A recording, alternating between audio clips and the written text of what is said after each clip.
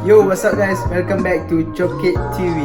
Okay gang, so hari ni aku nak ajar korang macam mana nak buat bleach baju ataupun tie-dye menggunakan Clorox. Okay, so benda ni simple, dia tak sampai 3 minit dah siap. So let's go. Okay, so first bahan utama dia wajib kena ada Clorox ataupun bleach. Okay, yang kedua getah. And last one, t-shirt. T-shirt kat sini aku ada colour hitam dengan merah. Okay, so jom kita start buat. Okay, so yang ni aku menggunakan satu jari. Aku akan letak kat tengah sini, aku akan pusing.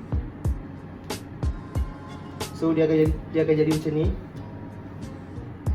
Bila dah jadi macam ni, aku akan ambil getah dan aku akan ikat. Okay, satu arah sini. Bagi dia tak terbuka dan kemas. Satu lagi arah sini.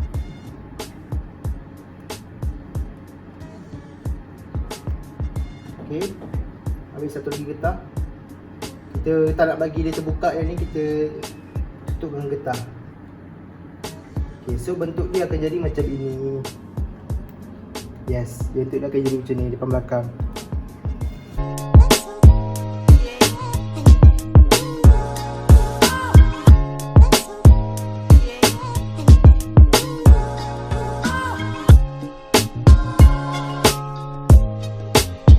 Okay, so yang ni dah siap. Yang ni aku menggunakan colour gelap, iaitu hitam.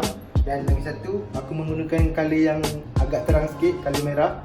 So aku nak tengok perbandingan menggunakan dua colour ni. So jom kita buat. Okay, so yang ni aku menggunakan botol air. So aku cocok ke depan ni. Aku letak suku air pipe dengan suku lagi air Clorox. So kita akan start buat. Just letak kan. Okay, jangan takut kalau letak je, bagi semua rata. Make sure kalau boleh bagi semua kena lah.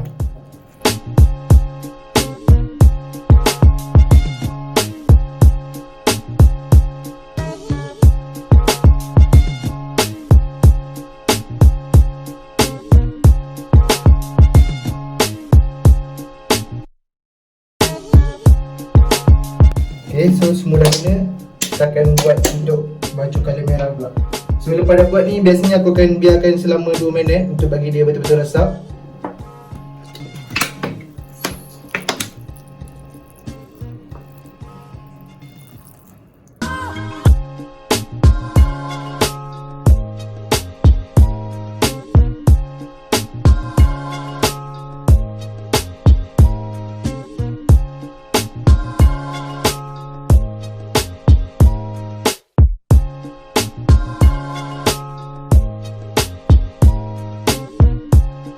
Okay, so lepas dah settle 2 minit, kita akan buka pakai getah. Kita akan buka ikatan dia. Sebab lepas ni kita nak bilas.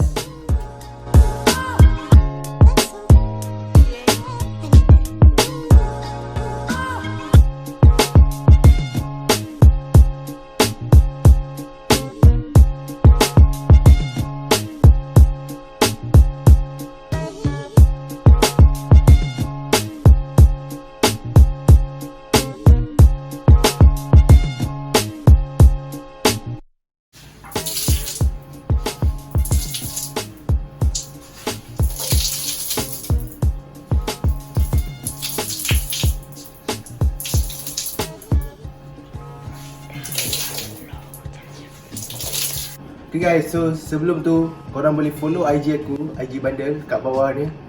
So aku ada jual macam-macam. Korang kena follow. Kalau korang nak beli something, korang just DM je. Okay, ciao.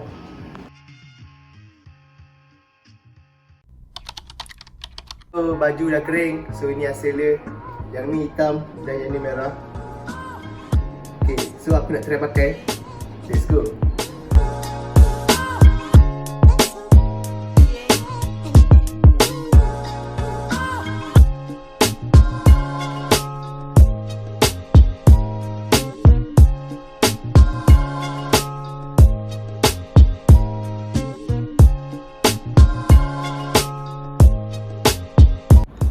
Okay guys, so itu sahaja untuk hari ni.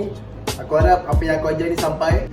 So korang dekat rumah korang boleh try. Okay, so itu sahaja untuk hari ni. Korang jangan lupa subscribe and follow YouTube channel aku.